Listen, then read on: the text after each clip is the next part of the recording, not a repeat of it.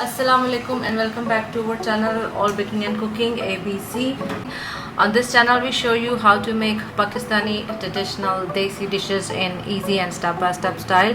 So today we are here again with a very famous Punjabi traditional Pakistani dish that is called Kari Pakoda. So let's start. First of all, we will take gram flour. We will take gram flour in two batches. I'm taking 1 cup of gram flour and I'm gonna sieve it through a colander. We will use the same colander as we use in baking cakes or cookies.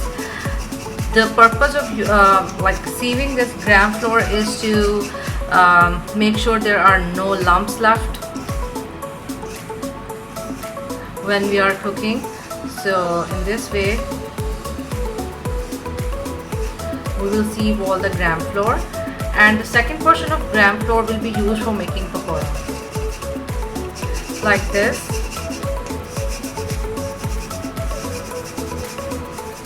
You can see it's very easy. So I have taken 1 cup of gram flour and I have sieved it.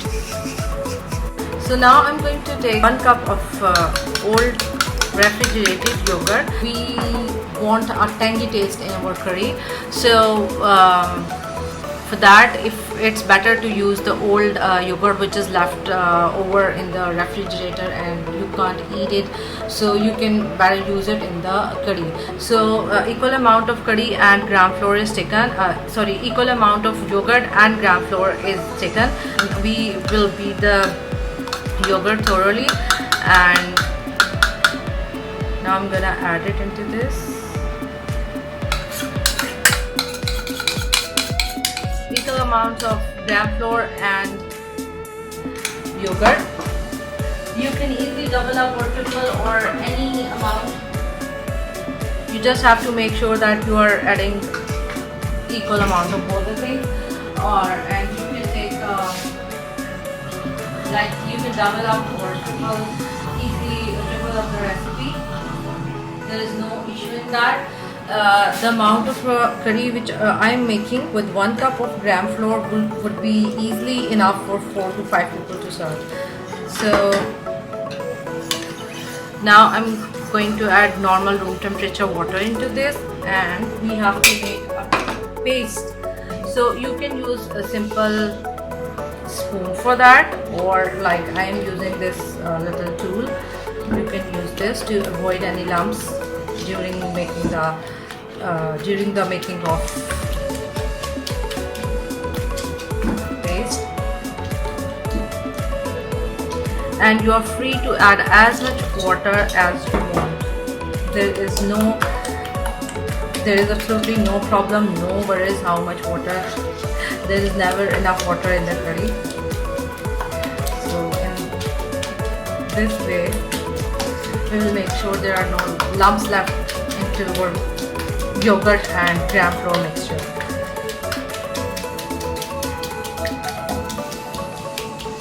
And meanwhile, if we feel, we can add more water freely.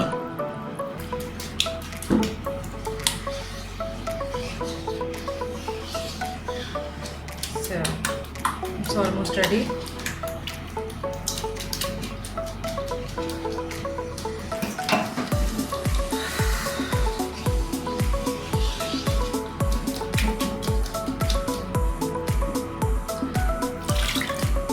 Now it's time to add lots and lots of water into this. I'm gonna add almost 3 liters of water into 1 cup and 1 cup of gram flour. So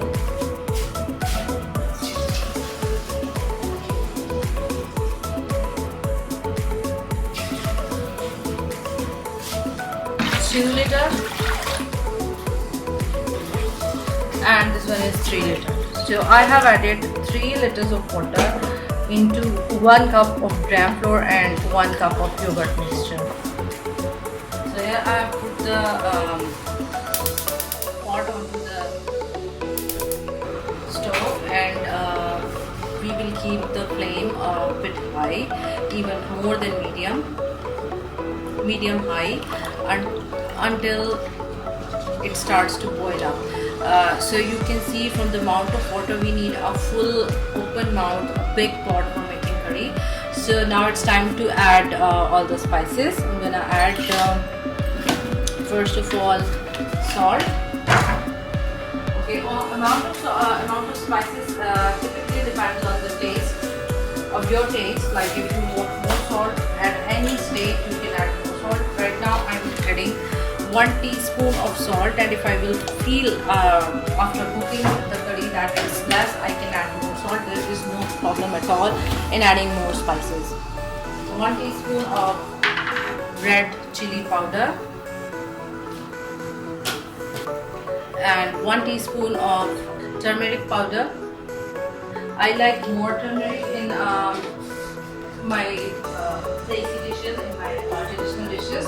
It gives a nice color and taste to the dish. So if you don't like, you can even add half teaspoon of the turmeric powder. That would also be okay. So you can see it's about to boil. I haven't added anything yet other than spices. There was salt, turmeric powder and red chili powder. All of them 1 teaspoon each. So now we have to stir it time by time until it boils up for once. After it boils up for once, like for one time, then we can leave it because before boiling it can make lumps. We try to stir it until it starts boiling. So half small onion. So I have made a paste of the half small onion, and I'm gonna add this into our curry. Half small onion paste. One more thing is left. If you have thick ginger garlic paste, then you can add 1 tablespoon, because I have very watery sort of ginger garlic paste, so I'm gonna add 2 tablespoons. And I also added 1 small green chili when I was making the paste. It will enhance the taste. Curry leaves. You all have seen curry plant at my home. These curry leaves gives a unique taste to your dishes. They are used in tadkas for different lentil soups, and I'm gonna add like 4 to 5 dried curry leaves, or if you have fresh, you can also use fresh curry leaves. You can easily find them on grocery stores. So now we will leave it for cooking for good 1 hour, low flame.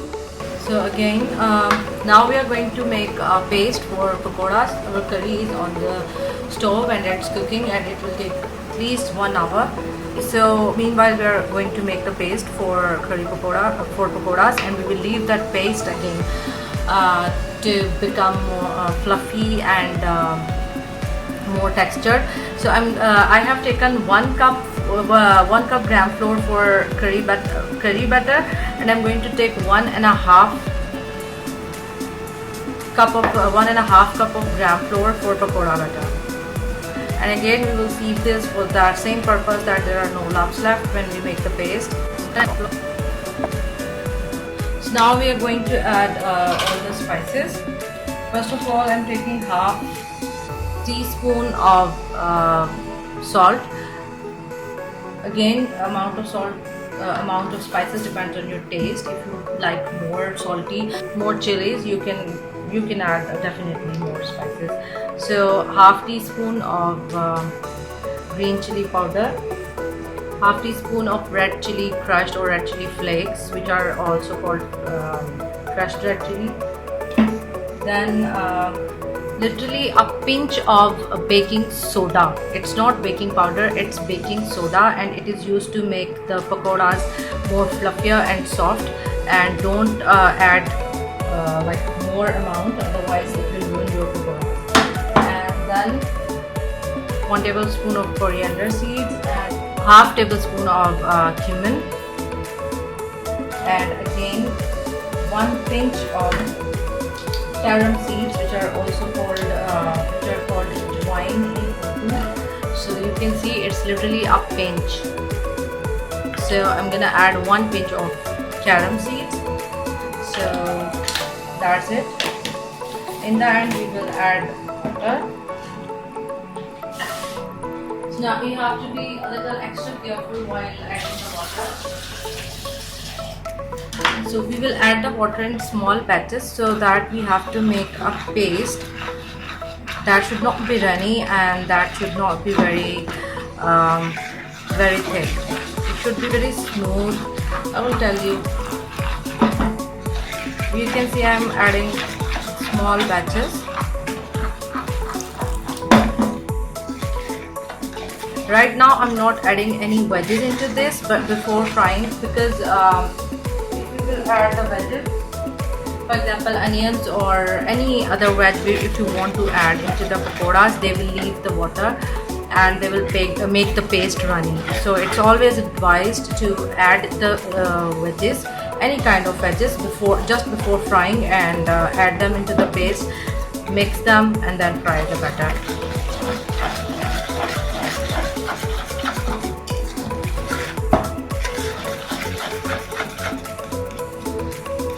This is still thick. I'm gonna add some more water.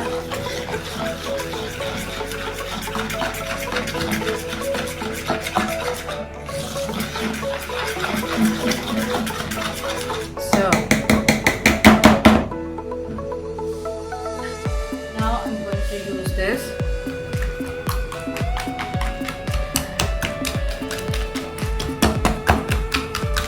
This works wonder for making any kind of pastes or beating, whether you are beating eggs or you are making a batter. But our paste is still thick. I'm just mixing it up fully. After that I will add more water to have desired consistency. So I'm making sure in this way that all the lumps are gone. There is no lump left into the gram flour and water paste.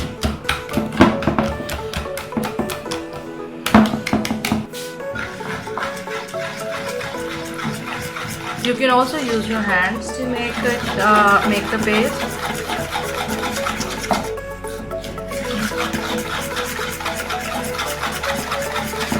This is still thick, so I'm gonna add more water.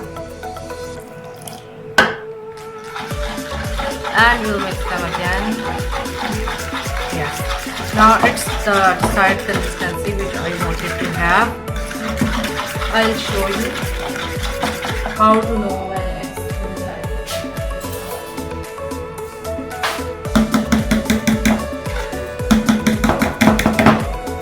Just take a spoon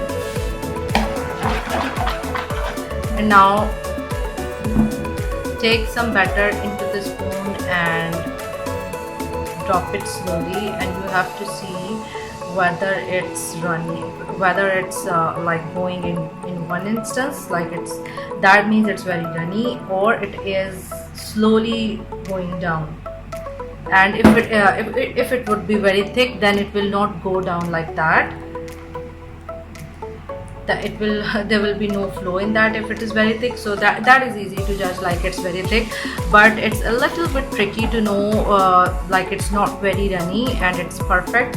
So you can see if you tilt the spoon, the batter goes down, but not very fast, not very fast speed, but it slowly goes down. That means this is the desired consistency which we want for our pakora batter to be perfect.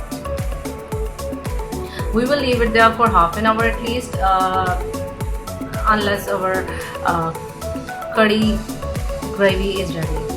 So here I'm adding a half small onion into our pakora batter, very thinly sliced. You can see how thin it is. I have put the wok onto the stove to warm up the oil. We will start frying the pakoras when oil is all warmed up. Never add pakora batter and one green chili. If you like more chilies, you can add more chilies. Normally, when pakoras are made with the tea, we add lots of vegetables.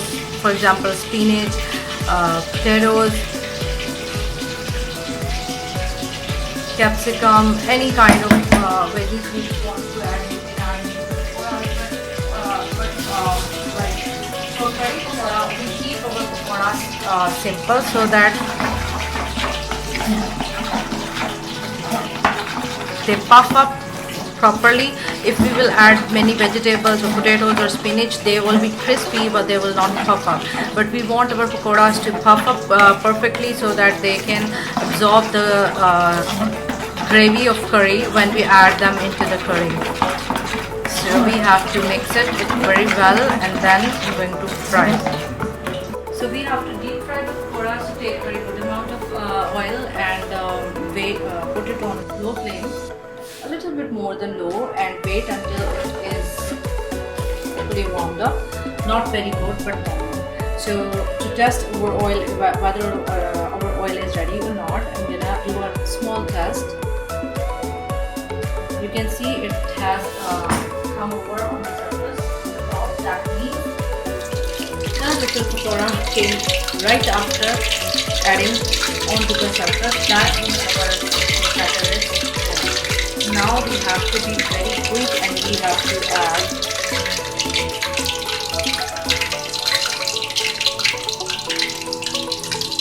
pakoras. Try to make them in a round shape so they look more beautiful. It seriously doesn't matter which shape pakoras are made, but you know, traditionally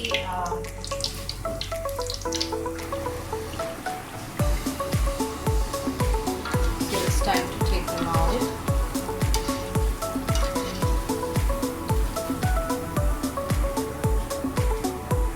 See how round and puffed up they are looking.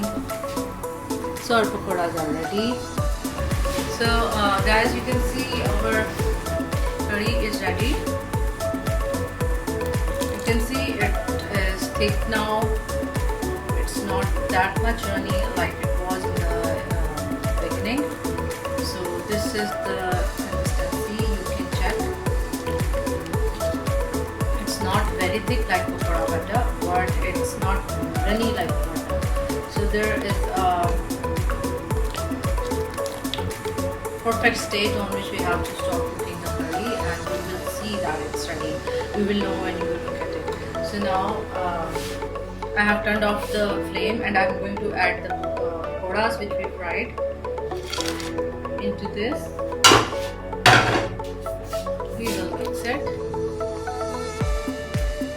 After some time, these pakoras will absorb the curry and they will get more fluffier and soft and bigger in size. First of all, add 2 to 3 cloves of garlic, thinly sliced.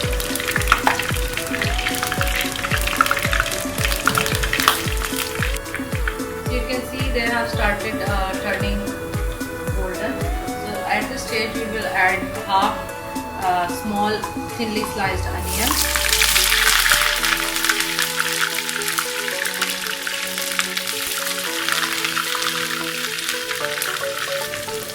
Red Kashmiri mirch, dried. If you don't have it, you can add that the round one, dried red chilies. Shake it a bit and season these brown. And last but not least, of course, curry patta, which is freshly added into the curry and tadka. 4 to 5 curry patta leaves, curry leaves. Don't forget to add them. And in the last, 1 teaspoonful cumin. And be careful, cumin is not burnt.